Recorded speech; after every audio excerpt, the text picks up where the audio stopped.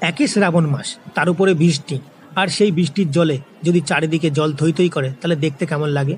হ্যাঁ বন্ধুরা, তোমরা কি দেখতে পাচ্ছ পিছনের বিল্ডিংটা এটা কোথায়? একটু দরকারের কাছেই আমি গিয়েছিলাম শিয়ালদা। হ্যাঁ, এটা হচ্ছে শিয়ালদা। যাওয়ার সময় তো বৃষ্টি হয়নি, ফেরার পথে হলো বৃষ্টি। আর সেই বৃষ্টিতেই চারিদিকে দেখো জল থই থই করছে।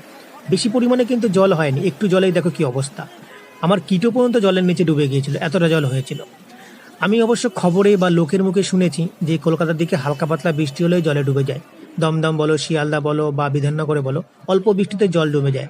খবরেও শুনেছি, লোকের মুখেও শুনেছি। আমি অবশ্য বেশি কলকাতায় যাতায়াত করি না, তবে যেটুকু দেখলাম আজকে নিজের চোখে, হ্যাঁ সত্যি হালকা বৃষ্টিতেই দেখো জল চলে যায়, জমে যাচ্ছে।